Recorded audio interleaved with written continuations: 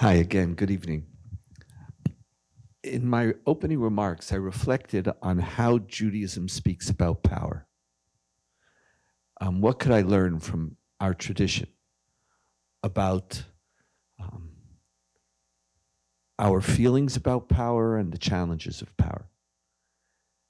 And I observed each one of us is speaking from our own religious traditions, not about the world, but about our own particular experiences.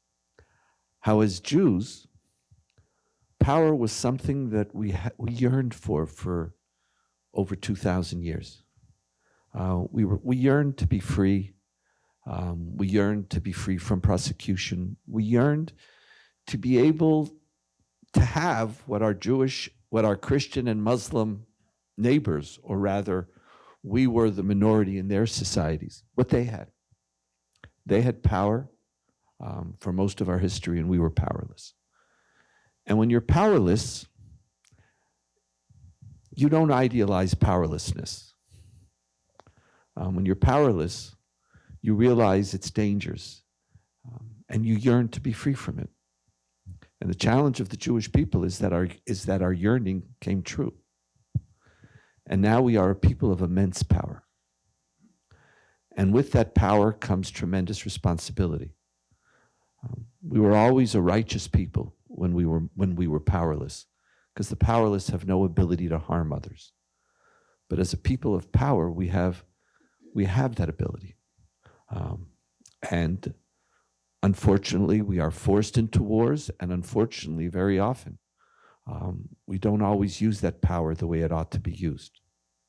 And in general, that's the nature of power. And in my remarks, I reflected on what the Bible teaches us in the book of Genesis about power, and how the essential attribute of God in the book of Genesis, especially starting in the book of creation, is God is the God of power. The whole idea of creation, the story of creation, is not about teaching us how the world started, but that God is the God of immense power, who has the capability to transform reality in accordance with God's will. God is not the God of love. God is not the God of justice. God is the God of power. And God creates human beings in God's image. And that doesn't mean that we have a unique capacity for spirituality or a unique intellectual capacity. In Genesis, it means that God bestows of God's power to human beings. We are created in the image of God and told, rule the world and master it. To be beings of power is the definition of the human condition. It's what distinguishes us. It's not our capacity to believe. It's not our capacity to know. It's our capacity and responsibility to rule the world and master it. So the Bible starts with this story of power. But it doesn't just start there. It also starts or continues with what becomes a feature of the human condition. And that is the abuse of power. The story in creation, in God's mind, is a story of a world that is very, very good. But as we all know, as the Bible continues, that human beings start to kill, and the world is filled with corruption, and the world is filled with evil, perpetrated by human beings who are using their divine gifted power. But God's power is also destructive. Human beings create a world that is not worthy of existence, and God wipes out the world. The same God who created the world uses God's power to destroy the world. So the Bible has both idealizes power and has a very cynical vision of power. Like, what's going to happen? This is who you are. The Bible is saying this: God is the God of power. Human beings are beings of power because we're in God's image. And look what happens: the flood, destruction. God doesn't control God's power, and human beings don't control our power. And then right after the flood, the fundamental correction is instituted. And that is the idea God creates a covenant with the world that no longer will God have unbridled power. God says, I'm not going to use all my power anymore. Unchecked power is destructive. It was great during creation, but after creation, I now am not going to do whatever it is I want to do or whatever it is that I'm capable of doing. No longer will I destroy the world because of human beings. And at the same time, the Bible adds, human beings, we have to now limit your power too. And the fundamental limitation on your power is that you have to recognize that to be created in the image of God is not simply to be endowed with the power to rule, but you are living in the midst of people, all of whom are created in the image of God, and therefore whoever sheddeth the blood of humankind, by their blood will their blood be shed, for in the image of God did God make human beings. Genesis 9. Being created in the image of God now endows all human beings with inalienable rights. Being created in the image of God teaches us that all human beings claim us. It teaches us that all human beings are created equal. And that your power now has to be limited by justice and by moral principles. And what's remarkable is that in Genesis 18, that same principle is now applied to God, who when God wants to destroy the city of Sodom, Abraham says, will the judge of the whole earth not deal justly? And so the story of the gift of power, the corruption of power, and the need to recognize that we're going to get it wrong, and that the story of humankind is essentially the story of the interplay between the unfolding of our power and the attempt to control it by principles of justice, by principles of human rights. And the Bible is telling us, and in this way, that this is our story. We have this power, and we're always going to get it wrong. Celebrate your power, but recognize that justice must prevail over your power. That you're living in a world where people claim you. And in many ways, those first 9 chapters of the Bible are the history of the last thousands and thousands of years of the human story, as we express our power and as we abuse it. And one of the jobs of religion, hopefully, is to remind people that power is not there to serve you, but that justice has to prevail over it. And as a Jew, as a people who yearned for power, we didn't have to worry about its abuses. And now that we have it, we have to remember the principles of Genesis 9, that all human life is created in the image of God. And we have to apply the teaching of Abraham not only to God, but to ourselves. Will Jews act unjustly? What does it mean to be a Jew and to be a person of power? That responsibility has to claim you, has to haunt you, and has to challenge you. Thank you, Daniel. Well, I was talking about how the movement around Jesus of Nazareth started. He wasn't, of course, a Christian. He's a rural rabbi. And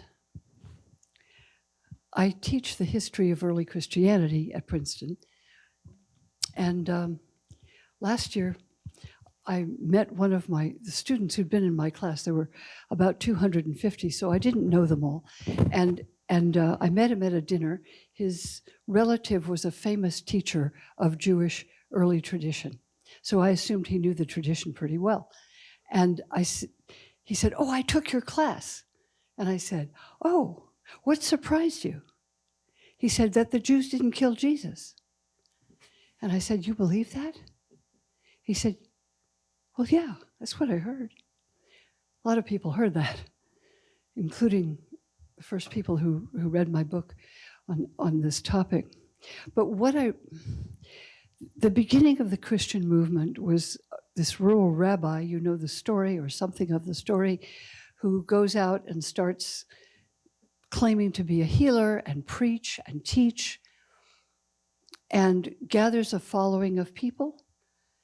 And then is arrested on charges of being a revolutionary against Rome. He was accused and crucified by Pilate the Roman governor, because he was thought to be a revolutionary, because he lived just a couple decades before a final all-out war broke out in the Jewish community, a revolution against the domination of Rome, much like, I always think, like the American Revolution. And the slogan was, "In the name of God and our common liberty," to be free from Roman domination.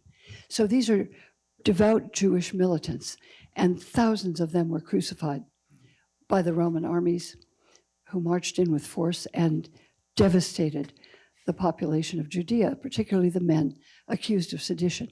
And Jesus was one of thousands. But the way his death is told by his followers long after the war, it scared them, because if you were a follower, say, of Osama bin Laden, and people knew you were a follower of bin Laden in this country, and they would say, "You're one of those," and you'd say, "No, I don't believe what he did. I'm not one of those." And they would say, "Well, that's what you say, but we know who you are." So followers of Jesus would say he's not a revolutionary. He probably was not a militant in any way. There's no evidence that he was. But the Romans crucified a lot of people. They didn't know who they were getting. They just felt it was necessary to keep the population as quiet as they could. And they did it by killing. So Jesus was one of those. But after his death, his followers were also targeted for being revolutionaries against Rome. Their lives were in danger, and all of the major leaders of the followers of Jesus were violently killed. His brother was stoned to death in Jerusalem in the 60s, right before the Jewish War. His follower Peter was crucified by the Romans. His follower Paul was beheaded and whipped, all of them by Roman soldiers on charges of being revolutionaries. So his followers said, wait, when we tell the story of Jesus, we can't say he was crucified by the Romans on that charge, because they'll think we're the same thing.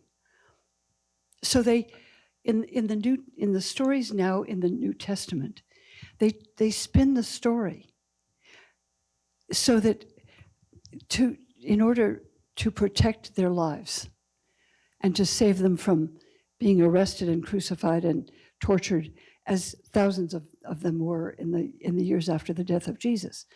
So instead of telling what happened, they said, well, when Jesus was arrested, he was taken to the residence of the high priest, and the chief priest of the Jews condemned him to death on charges of blasphemy against Jewish law. And that's the problem.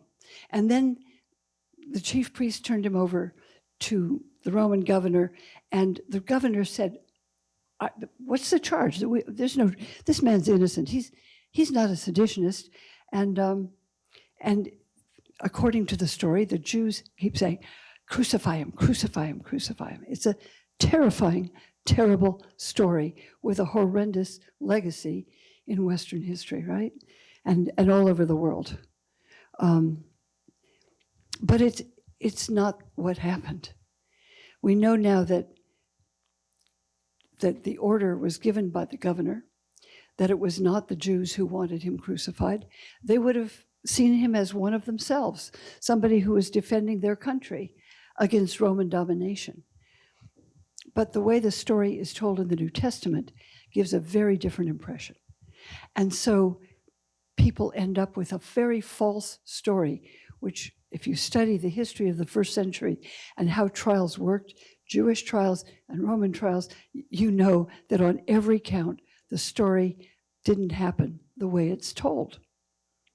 So, nevertheless, it's part of the almost bloodstream of Christian tradition to tell the story of the death of Jesus as if the Jews had engineered the death of their own, one of themselves. Anyway, it doesn't make sense, but the story is told that way, and it persists. And my student at Princeton, in 2024, believed it. The person who first read my book said, I didn't know why they called me a Christ killer in Boston when I was in high school. I hadn't killed anybody. He had no idea about this story and how it's played through the history of Christianity. So when I discovered that this could not be what actually happened, I wrote a book about it. And it's been very powerful for me to realize that Christians' attitudes about the Jewish communities from which they came, the stories were poisoned in a way that it wasn't done through hostility, it was done to protect themselves from being killed as Jesus was killed. But the result of it, nevertheless, has been horrendous throughout thousands of years. Jim Carroll picked up this book in his book called Constantine's Sword and took it through 20 centuries, which I couldn't have done. I just told the beginning of it, and he picked it up and ran with it.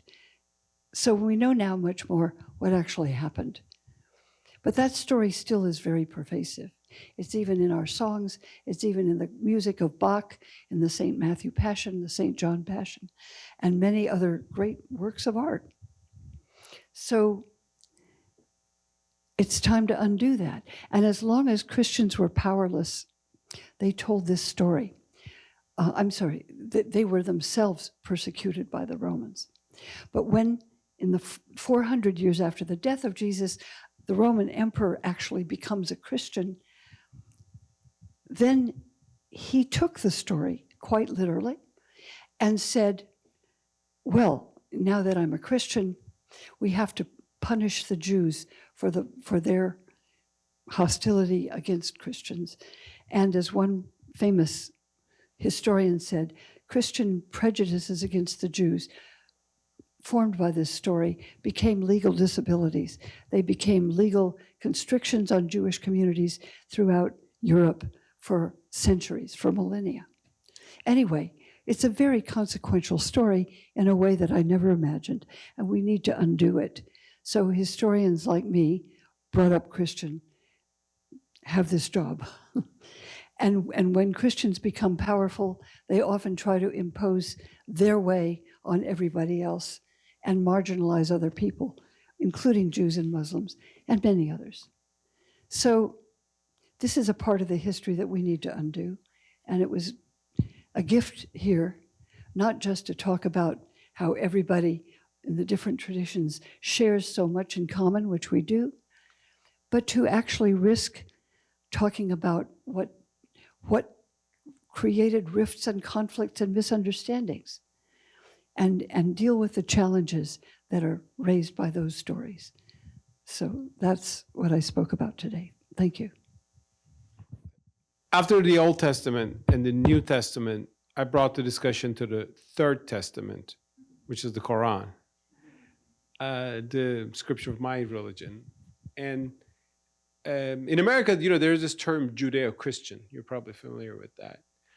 It's a 20th century invention, by the way. I mean, centuries before, people didn't speak of Judeo-Christians. There was a lot of anti-Semitism rather instead of that. But as a means to heal that, people start to see that connection, which was a good development in history, I think, religious history.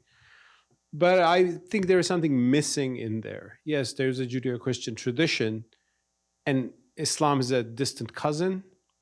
No, I think there's a Judeo-Christo-Islamic tradition in world history, and these are the three religions that come from the same roots.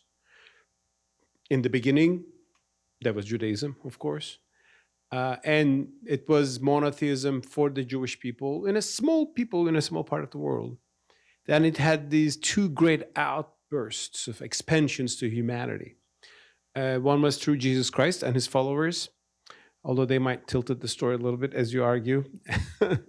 And some people would say theologically too. I mean, the whole the idea of Trinity, at least it wasn't there in Trinity. So the idea of a divine Christ, which was a new Christian idea. And also Christianity also took a step away from Judaism in the sense of abandoning the halakha, the Jewish law. I mean, St. Paul said, it's for them, for us now, we're saved by Christ. So that's why our Jewish friends, don't mind eating pork, or, don't need to observe dietary laws and things like that, or, dress codes and so on and so forth. Then, a few centuries later, in the Arabian town of Mecca, came the third major, branch of the Abrahamic tree, and that's obviously Islam. It begins with the story of Prophet Muhammad, who was a merchant in the city. He's the only businessman who created a world religion, I always say. And his business, instincts would survive. And I talk about it sometimes at the Acton Institute, where people are interested in free markets, and we have that heritage in Islam. And he wasn't expecting to be a prophet. He just, one night on a cave and a mountain, just like a mountaintop, like Moses, he heard this divine voice talking to him. And he even wasn't sure whether this was a demon or not, but he got convinced, and he started to preach monotheism to his people, the Arabs. One historian says that Islam was basically an anti-idolatrous monotheistic campaign. So they're worshiping idols. There are no idols. These are all false gods. There's only one God. That's the whole idea, right?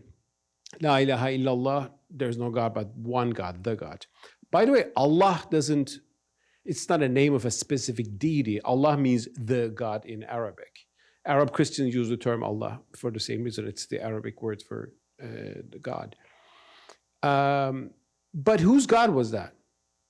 The Quran makes it very clear. It's the God of Abraham, the God of Isaac, the God of Ishmael, the God of Joseph, the God of Mary and Christ. And now finally Muhammad is bringing this same religion to you, the Arabs, right? And from the Arabs it came to other peoples, my people, the Turks, the Persians, the Kurds, the Bosnians, the Albanians, the Indonesians, just like one third of humanity maybe today almost, or 1/4 to be precise. That's why it's amazing that, you'll go to Indonesia and you'll meet a guy whose name is Abraham or Moses or Isaac, but he has nothing to do with the Israelites. But Musa, Ibrahim, or Ismail, as would pronounce it in Arabic. So there's a clear connection, and that you can see that connection also in the Quran very clearly. The Quran has an interesting feature. It's not a narration about Prophet Muhammad. It's not like the New Testament, which tells what Muhammad did or something. It speaks not about him, but it speaks to him, because it's divine voices coming to him, right? As we believe, or it's a matter of faith, of course, whether it's revelation or not. But so therefore in the Quran, you don't learn much about Muhammad. His name is mentioned just 4 times in the Quran. But there's another figure that dominates the Quran. His name is mentioned 137 times, the most dominant human being in the Quran, and that is Moses. Hence, I have a book out there for sale called Islamic Moses. You can check. Moses is the most dominant figure in the Quran because he's the role model for Prophet Muhammad. Prophet Muhammad never claimed to be someone like Jesus, which came with a divine virgin birth, with a miracle. No, he was a normal human being. But just like Moses, he was given a mission that he didn't expect, and it defines his life. And Moses and the story of Israelites is told and retold in the Quran to the first Muslims. Why? Because they identified with the Israelites and their story, and they because they were persecuted by the pagans in the early years of Islam. And just like the Israelites, they had a migration, hijrah as we call it, or exodus, in the Jewish version, to another city. And after that, they engaged in some battles, just like it happened in the conquest of Canaan in the Bible, and those battles to me were battles of survival, not aggression. But people used them for aggression too later. Medieval empires needed conquest, so they emphasized those parts of the Quran. And today we know some radicals are using still those passages, as some radicals, both in the Jewish and Christian traditions, have used passages in the Bible about war and conquest and to justify their wars of aggression or other unjustified, let's say, violence. Now, that's why, as a Muslim, when I look at the Jewish or Christian issues, I'm saying, okay, this is how they say, this is what we say, how it's connected, very connected. Oh, Now we have blasphemy laws in Pakistan. Oh, Christians had those. Actually, it was pretty bad. I mean, like they burned people at the stake. We still haven't figured out that part there. But so these religions are connected. Therefore, we should try to understand what's happening there. Now, one thing about power in Islam is that, unlike in Christianity, which was persecuted for the first 300 years and finally found power, and they loved it after that and used it, unreservedly. I mean, Christians were, with all respect to my Christian friends, like Crusades, Inquisition, a lot of sad episodes of power there. Islam founded very early on, right at the time of Prophet Muhammad, and then his successors, the caliphs. So Islam became an empire very early on. And Islamic law developed in this context of power. You're the ruling nation.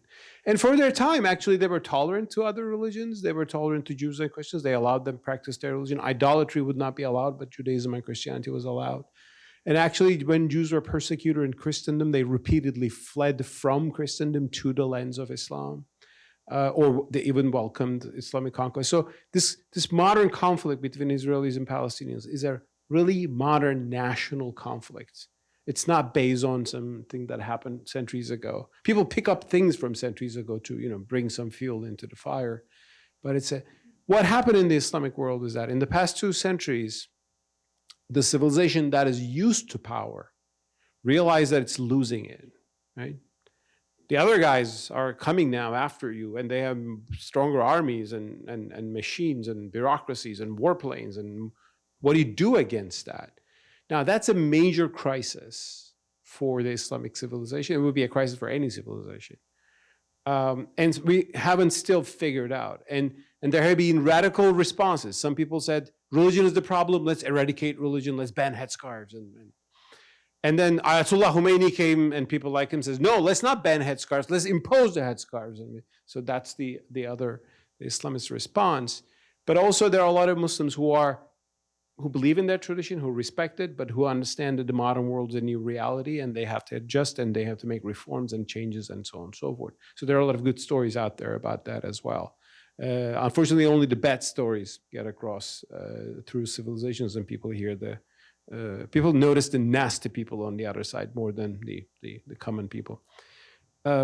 So, which brought me finally to this discussion on what's happening between Israelis and Palestinians. As a Muslim, I don't see it as a religious war. I don't see why Muslims and Jews should not be freely worshiping together in the Holy Land or somewhere else. This is a war of nationalisms, a topic we will probably discuss today.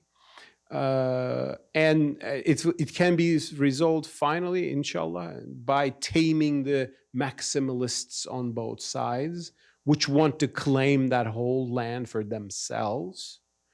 That's why I, reminded my usual slogan here in the morning: from the river to the sea, both people should be free, and all children should be safe.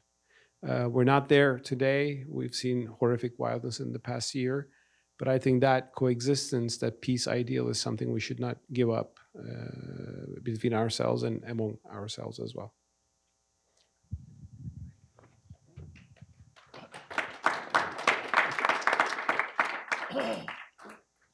There is a predominant narrative in certain progressive circles, in certain intellectual circles, that the new source for evil is not religion, but it's nationalism. And that if we would just get rid of nationalism, we would all get along. And one of the great critiques against my country, Israel, is that it sees itself as the nation state of the Jewish people. And by being a nation state, it by definition is going to discriminate, is going to be corrupt. And therefore, it is both illegitimate, and we somehow have to go back to the era of infancy, where all was fine, pre-1947, pre-1948. or pre-1947, when the United Nations recognizes the right of the Jewish people to a homeland. And so the relationship, and very often the people who attack Israel and Zionism also attack America in the same way, and other. It's just nation states, nationalism, national pride are somehow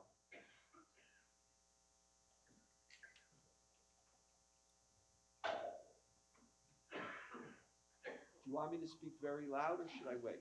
This one may be working. I think the batteries are dying out in some of them. No, they're just trying to silence the Jews.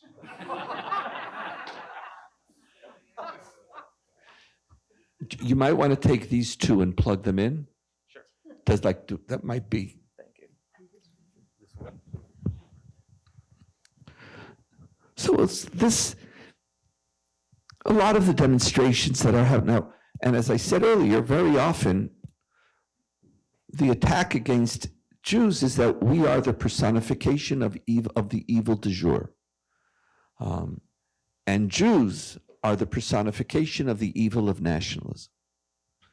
And much of the attacks against Israel are founded on that. So I wanted to just speak briefly about this notion of nationalism. Is nationalism inherently evil? And much of the critique against nationalism is built, I believe, on a failure to distinguish between nationalism and fascism, or nationalism and ultranationalism. Nationalism is built on the principle that as social beings, human beings have spheres of loyalty that claim them. When I walk in the world, I don't walk as an unclaimed person. I'm claimed by my parents. I'm claimed by my mother, who's 91 years old. And I'm her chief medical, whatever they call it, apotropos in Hebrew. It's like, I take care of her. I have to make sure that all her needs are there. She claims my time. If she calls, I answer. My wife, my children claim me. I sit in my office, I run a large institution, and I've set up a tradition. When family calls, you answer. Family claims you. I make a decent salary. I'm responsible to take care of my kids and my grandchildren. I have to make sure they have homes. I make sure they have babysitters. I'm the one who goes shopping with them, me and my wife and I. We're claimed. You're all very nice. You don't claim me the way my family claims me. And if my mother called or you called and I answered your telephone first, that would seem to you very strange. That wouldn't be you wouldn't see me as a more moral human being. Oh, I'm treating all human beings created in the image of God equally. So when your mother calls and you have a call waiting from an anonymous number, oh, I'm claimed by that person too. And I'd say to my mother, Mommy, hold a second. Somebody's claiming me now. Michael Sandel, in his book on justice, speaks about how it would be bizarre if someone would save someone else before they'd save their mother. Like, that wouldn't be seen as moral righteousness. That would be seen as that's not the way we live. We're claimed by people, and we have spheres of loyalty, and those spheres of loyalty are the prism through which we live our lives and make our decisions. We have communities, and a community of communities is very often called a nation. Now, nations also have spheres of loyalty. You raise taxes to distribute and to take care of, first and foremost, your citizens. We in Israel actually have national health care. I don't know what you have here, if you still have or don't have. But when you speak about, universal health coverage, Who's in your universe? Who's in the universe of universal health coverage? You. Not we Israelis or Turks. Oh, you have universal. Oh, great! I heard America has universal health coverage. Hello. I need a PD. You're not part of my universe. Social Security. Every country, by definition, its moral responsibility is to distribute its resources to its citizens. That's not deemed immoral. That's not deemed unjust. That's because a community both is built on loyalty and presupposes and requires loyalty. This is the universe in which we live, and every community has those spheres of loyalty. The challenge is not when you have or claimed by somebody. It's not when you have priorities. It's when those priorities become exclusive or exhaustive. What's the definition or the distinction between nationalism and ultranationalism, or nationalists and fascists? Ultranationalism and fascism also have a sphere of loyalty for their state. The primary distinction, as Nazi Germany famously spoke about, that the loyalty to our state is über alles, is over all. I'm claimed by my people. I'm claimed by my nation. When my nation is in danger, I am called upon to save it. I'm called upon to take care of it. I was willing to die for my country. I didn't see that as an immoral responsibility, actually as an expression of my loyalty. The question, however, is, does anybody else claim you? The fact that my mother, my children claim me is a sign of my moral principles. The fact that my nation claims me is a sign, again, of my moral responsibilities and my sense of self as being, again, to quote Michael Sandel, as being an encumbered being. I'm encumbered by people. But what about those who aren't members of my nation? Ultranationalism says nobody else claims you.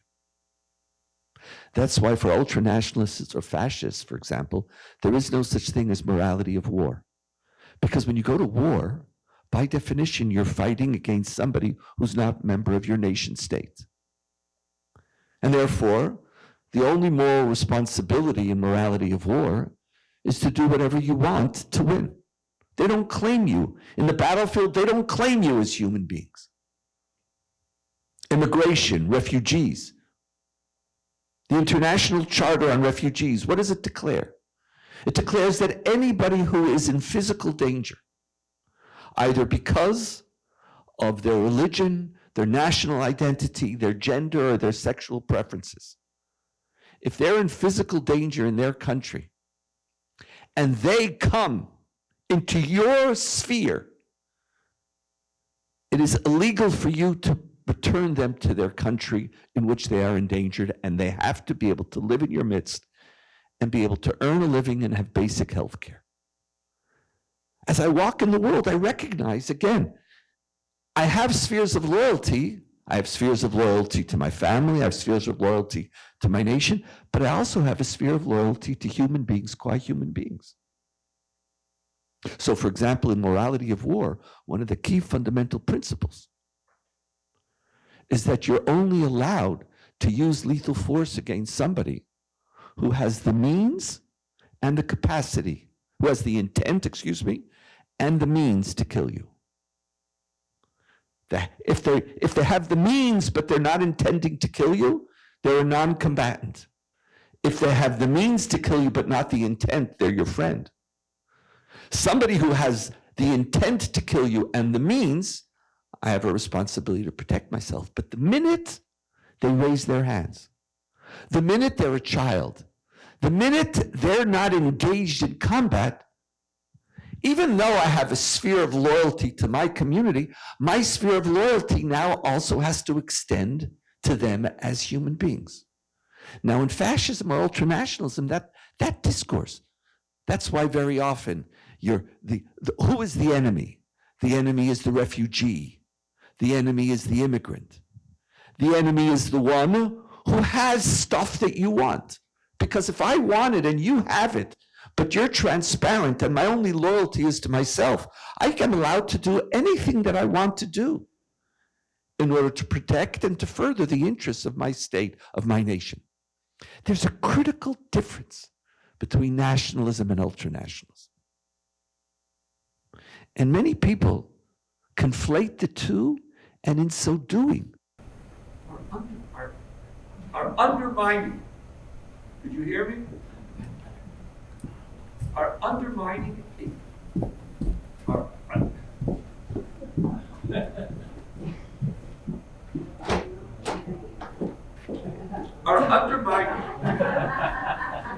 a key feature of the human story. And they're asking us to live in a world in which we are unencumbered. And if we free ourselves from that, then somehow we will elevate our moral understanding and principle. But as Elaine said earlier today about religion, when someone said, shouldn't we get through? She quoted Kudrikirtan, how religion is a vehicle for culture. So is nationalism a vehicle for culture. All of these are vehicles through which we understand who we are and how we conduct our life. Don't worry about us. You don't have a problem at all. Your voice, you don't need it. What's critical for us to understand is that we shouldn't throw out the baby with the bathwater. Nationalism is not evil. The fact that I, as a Jew and an Israeli, want to preserve and protect myself is not evil. The fact that if somebody endangers my life, I have a right to defend myself, that's an essential part of the way we human beings do and understand what it means to be a moral human being. But our challenge is to recognize that when our national loyalties exhaust all of our claims, when I go to war in Gaza and I'm motivated by the need to protect myself but forget that there are innocents in Gaza, that's when I'm doing nationalism wrong. But it's not nationalism, that's when nationalism becomes ultranationalism. When I care about the fact that my kids are being murdered, that's a fundamental, coherent moral universe. But when I don't care that other children are being murdered, and that I am actualizing them, that's where I shift from nationalism to ultranationalism. Those who want to remove us from our ties to nationalism are trying to create a universe where, as John Lennon said, imagine if there were no religions and there were no states. We'd actually find a way to kill each other for something else. But more importantly, we wouldn't understand who we are. That's not the way you live in America. You're encumbered. To love America, whether you want to make America great again or you think it is already great or whatever political party you care for, you're committed to this country, and by right you have to ensure its protection. Refugee rights, immigration, international aid are all principles of understanding that nationalism claims us, but doesn't exhaust our moral principles. And so as we look to the challenge of religion, nationalism, ethics, as we're living in a period of time,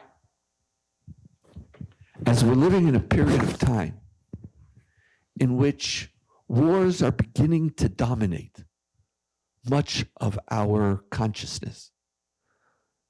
It's not getting rid of nationalism that's going to bring us a world of peace. It's by understanding the limits of nationalism.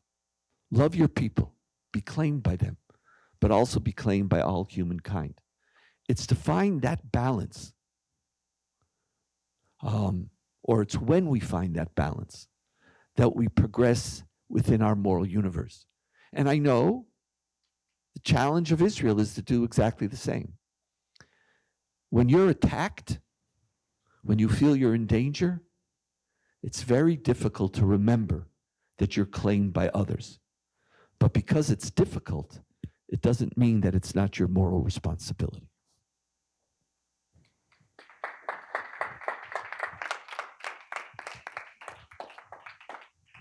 Thank you.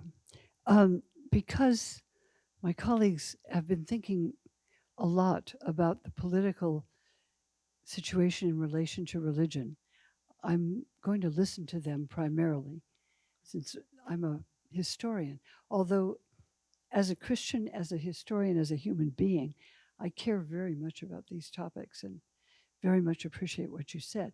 I mean, I think when people talk about Christian nationalism in a negative way, they're talking about the impulse of some groups to impose their values on everyone, people who don't share their values, whether it's about what?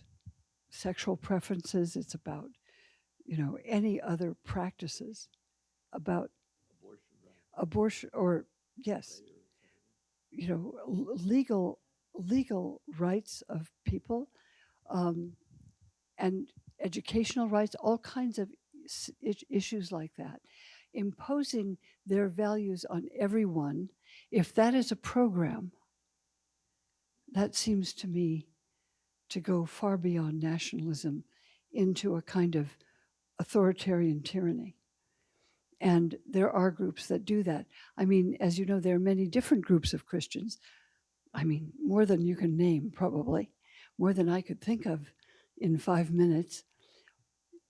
And they have different ways of expressing and articulating the way they see these values. Thank you so much, Elaine. That's very humble of you, and also to give me the microphone quickly after Rabbi Doniel's. Now, I agree with Rabbi Doniel that all nationalisms should not be put in one basket, and that there's a more civic and some people call just patriotism, like a more mild nationalism for sure.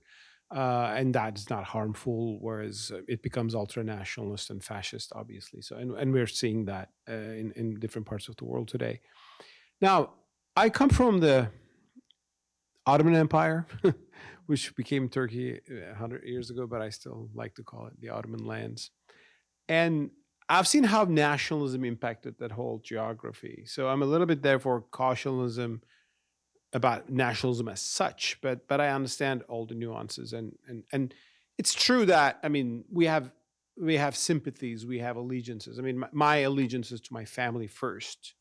The question is, am I also nice to my neighbor, or am I just gonna breaking their door and harming them too? So that I would be a bigot or like a bully in the neighborhood. Or if of course I prioritize my family, but I'm nice to my neighbors, that's a good family nationalism, right?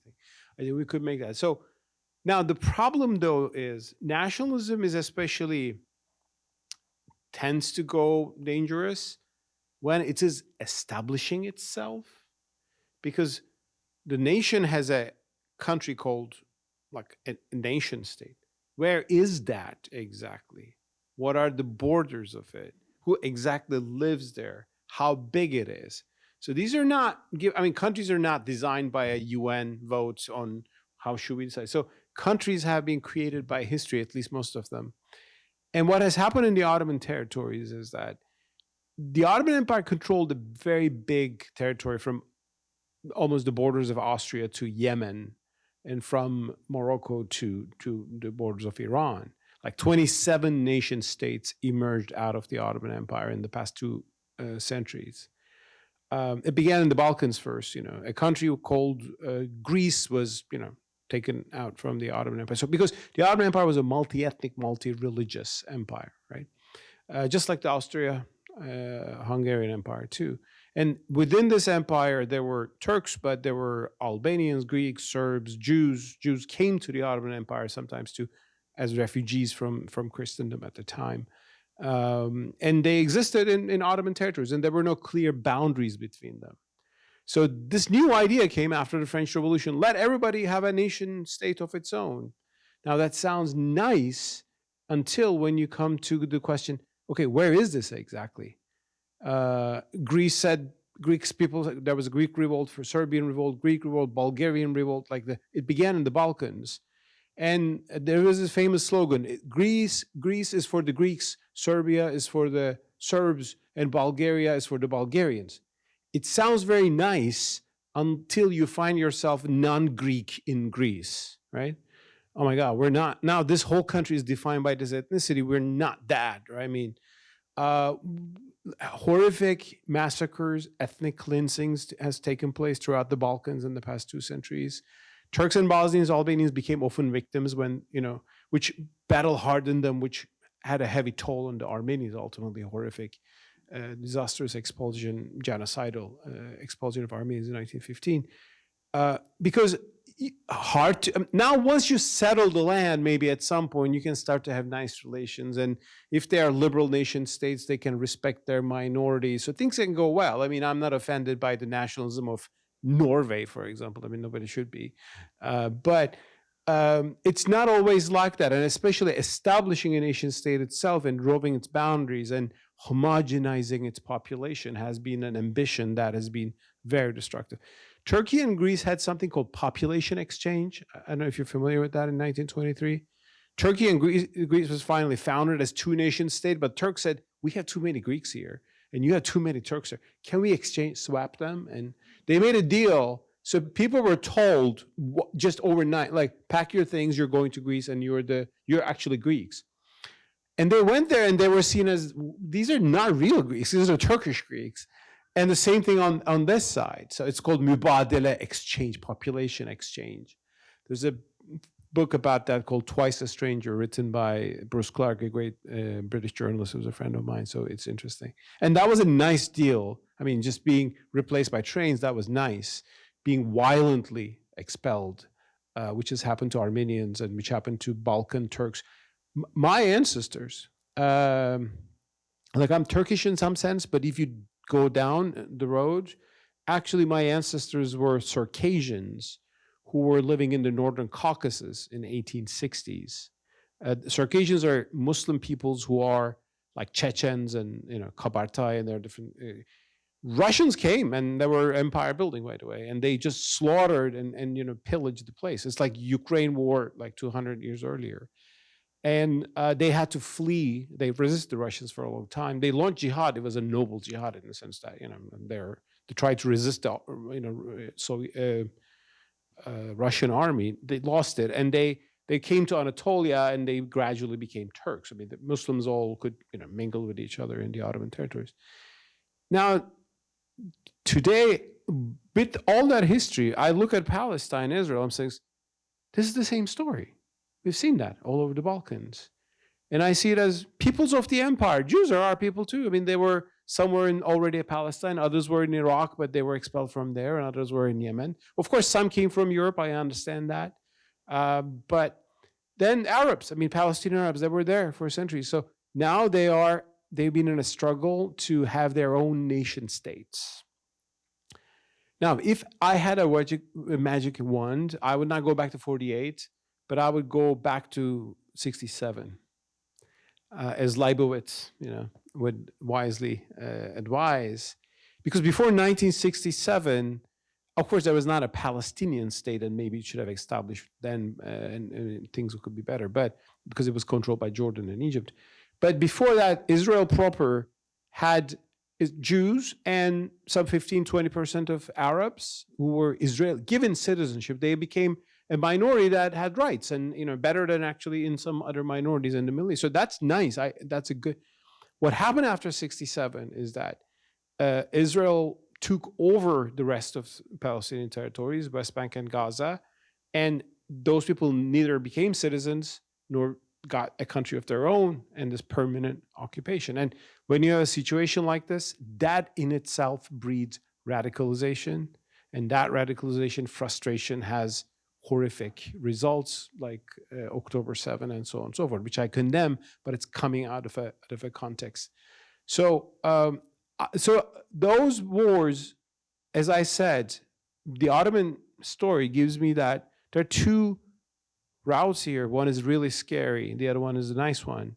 The scary one is Turks and Armenians. Turkey wiped out Armenians from southeast Turkey, Anatolia, and through violent expulsion, and ultimately became Armenian free. And it became Turkey, but huge suffering for the Armenian people, and they still remember, rightly so. That's the scary scenario. I think some people have that in mind. I mean, very extreme figures maybe in Israel, but I think from Smotrich kind of people, I'm hearing that sort of idea of expulsion of the people. Or the permanent, I mean, the current status quo, but where does it go? I mean, decades pass and generations pass, it's still not. And the good option is, well, you can tame the nationalisms on both sides, and you can have a live and let live solution. And that's why I remind people the Dayton Agreement that ended the civil war in Yugoslavia in 1995. The Yugoslavian civil war was actually worse than anything I've seen. It was, I mean, the Serbian ultranationalists and their cruelty is beyond, like they established rape camps to just rape Bosnian Muslim women so that they impregnate them by Serbian babies and so on. Like it was a most vicious, they had snipers to shoot children and they enjoyed doing that. Like incredibly like Nazism reborn in the Balkans. It could have gone forever. Bosnians could have asked for revenge forever, but ultimately, thank God, thanks to the US also involved, there was after 3 years, there was an agreement, the Dayton Agreement, which actually created a Bosnia, which is a confederation. Bosnians got 51% and Serbs got 49% of it. Today, if you go to Sarajevo, my wife's hometown, you are in the Bosnian part and you just cross a hill and you're in the Serbian part. You just don't notice anything. And people still remember what happened. So maybe they're not in love with everyone on the other side, but the killing has stopped. And people go to school and people have jobs and people and so on and so forth. So we should not give up the hope for, I think, peace in Israel. I understand it in Israel. I think there are some people saying, I hear that, oh, it's impossible with these people because they did this to us. Well, Gazans can say they did this to us in a much larger, of course, scale of horrific destruction. But precisely because we don't want these things to happen again and again and again, I think we have to look into options of peace. And this is mainly a national conflict, as I said, but is there a religious aspect to it? There is. There emerged more over time. It was both Zionism and Palestinian nationalism are secular movements in nature, but religious people showed up, said, yeah, we're in it. And the fact that it's Jerusalem is involved and the Aqsa and the temple, so that adds a whole new religious element, which brings other people into the picture, right? I mean, some Christians who want to see the third temple so that Jews are all blown up and Christ comes and, so they would not be interested in any national conflict maybe around the world, but an interest in theology that I can still fully relate. I mean, a Muslim in Pakistan or Indonesia or somewhere is still interested because Aqsa, the fear is that they will blow up Aqsa, that's our prophets, our emanat, to us. So that's why also it is dangerous. God forbid if some zealot blows up someplace there, and imagine the global repercussions of that. So because of the holy places, because of the significance historical, it has taken religious forms as well, which is why I believe we also need more and more religious argumentation and religious spirit of peace more. Yes, Hamas entered into the scene with a religious militancy. That's why you need moderation with religious arguments. And we see that across the Muslim world, and I'm happy to see that. And I know in Israel, of course, there are a lot of religious peaceniks. But that's still something we cannot think that this is, it's not hope. If it's hopeless, then really the future of the world doesn't look bright, because this is such a global issue with global implications.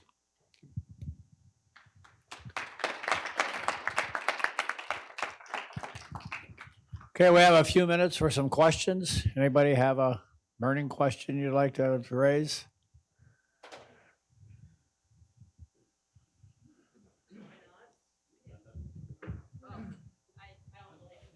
Good.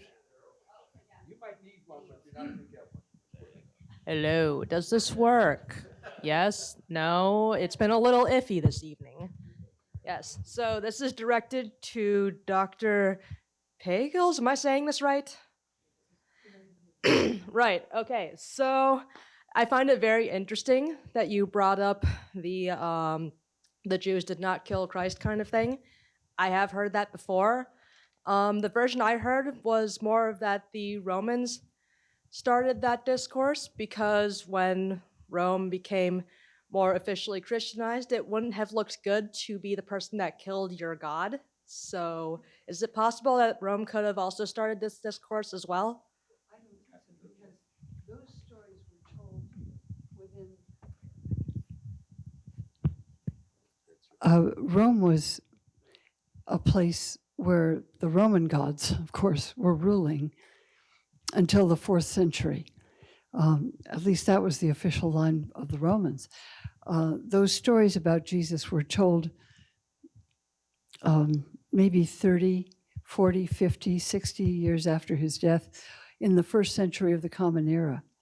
And the Romans regarded followers of Jesus as revolutionaries, insurrectionists, anti-Roman, and therefore traitors to Rome for hundreds and hundreds of years, until the Emperor of Rome surprisingly decided that Jesus Christ was a divine figure who was going to be his divine patron in war, kill off his enemy. And since he won the battle the following day, his enemy was killed.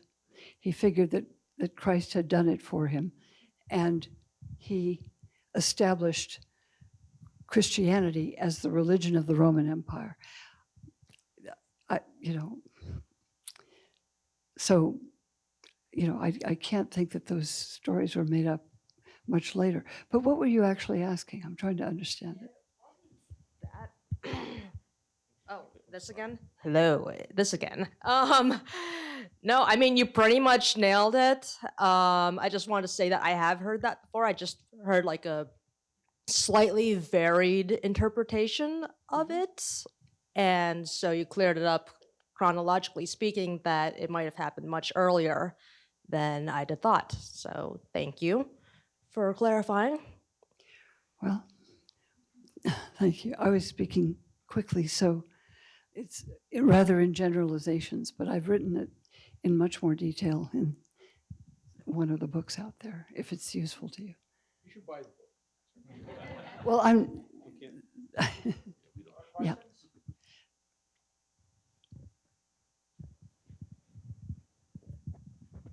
I understand that President-elect Trump has nominated Huckabee as the suggested ambassador to Israel. And I understand from having listened to him that I think most theologians would classify him as a Christian Zionist. And I would like to know from the group what you think those implications might be. I don't know about Huckabee, so I will turn. I'll be happy to. In an era where ambassadors mattered, that would be a horrific choice. And many of the choices that President-elect Trump has put forth are Christian Zionists. As a Zionist, on the one hand, I appreciate any friends that I can get. But my politics and Mustafa's politics are the same. I don't want Israel to perpetuate national conflicts at the expense of the national rights of others. And like Mustafa, the world is filled with decades and centuries of some of the most horrific aggression and crimes. And for us to assume that Israelis and Palestinians are somehow the only unresolvable hatred in history. James Carroll famously says, he came and when he spoke at the Hartman Institute and he was speaking to groups of Israelis, he said, look at Jews and Christians today. The amount of Jews who died because we were either Christ killers or just those who were superseded and who had to bear witness to what happens to those who have been superseded. He said, look at the relationship between Jews and Christians. And it's true. Jews ran away from Christian states or environments to the safety of Islam. Not that it was always perfect, but it was usually much better. And to assume that Judaism and Islam are in this eternal war, which is unresolvable, is just false.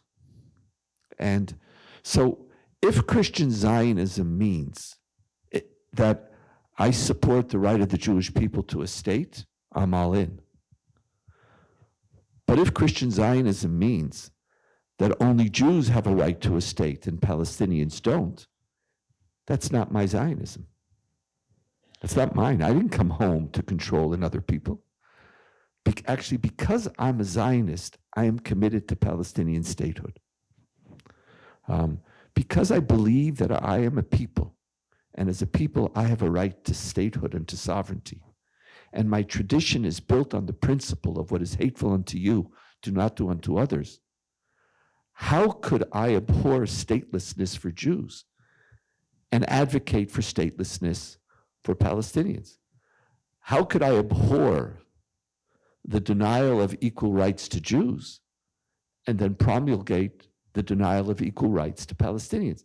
For me, it's a violation of my Judaism and of my Zionism. So beware sometimes of people who love you too much, and who have a vision, and who somehow your existence is a part of some other story that they're engaged in. But thank God ambassadors don't matter. They particularly will not matter under President-elect Trump. In general, ambassadors are the people who are supposed to speak to a local population, and then translate the policies of the government to them. And so the question will be, what will be the policies of the Trump administration? Will it be Christian Zionism? President-elect Trump is not a Christian Zionist. He's not, in any event. I don't know if he's really a Christian, or he might be a born Christian. I don't know of his personal faith that much. But again, that's beyond my pay grade. But it seems to be clear that he's going to be advocating, just like he's doing now. He's pushing and advocated very seriously for a ceasefire in Lebanon. He's pushing very seriously for a ceasefire in Gaza. He wants a deal. He wants the expansion of the Abraham Accords. And Ambassador Huckabee is going to have to explain how, under a Trump administration, a two-state solution is being advocated for. And that will cause possibly deep theological troubles for Ambassador Huckabee, but that's not a major concern of mine. I mean, now, I'm a historian primarily, and I usually don't talk about my religious convictions because the work I do requires me to at least look at them critically. But I can't look critically at anyone who claims to be Christian and would advocate the destruction of anybody. It's impossible. So if that's an aspect of Christian Zionism with which I'm very much unfamiliar, I think it's appalling. Well, I'm new in America. I don't I'm still learning its politics, and I mean, I agree with Rabbi Doniel in many ways that probably ambassadors are not important. Of course, it's not a good sign, especially for Palestinians, to see him being appointed. By the way, and from the Israeli side, an ambassador is being appointed, and he's a pretty hardline figure, as I understand, right? Same, yeah. Now, these are not good signs, but one thing about Trump administration is that it's unpredictable. Now, generally, it would be a bad thing, but everything is already super bad. Maybe unpredictable could be at least it gives a chance that the roulette went. And also, as I understand, sons-in-laws are important in this world. In Turkey, where I come from, too, and who's the president's son-in-law is very important. There is the person, the father of your son-in-law. Yes, I was going to come to that. Yes. So President Trump has a son-in-law from his younger daughter, and that's an Lebanese Arab gentleman, and his father is now involved in this issue. I mean, that sounds like a good thing. Maybe it will bring some sentiment, because I think one thing I see in America is that there are two sides to every story. Has two sides, and there's an Israeli story and there's a Palestinian story.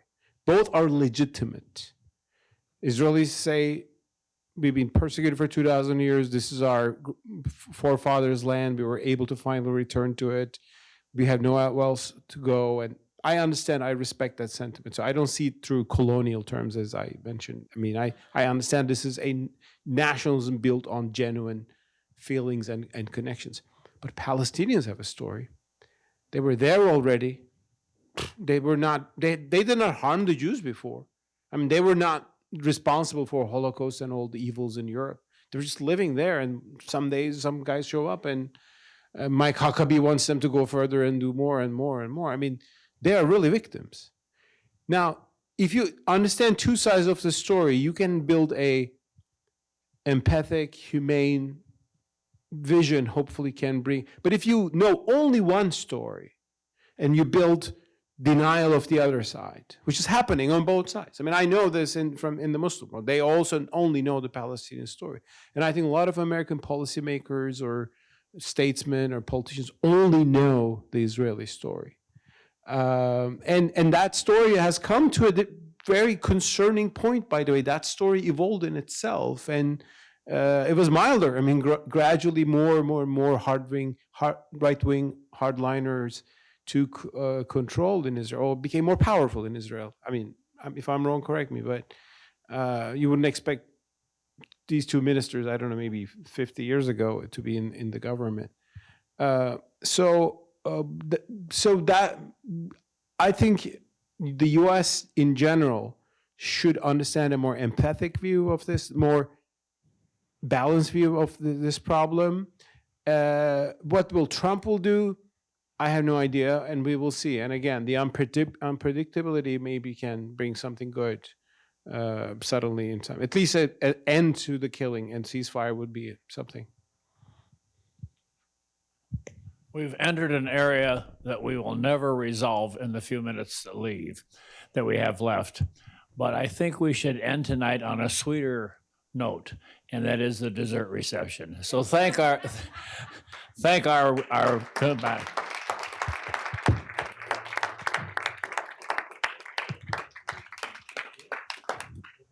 enjoy.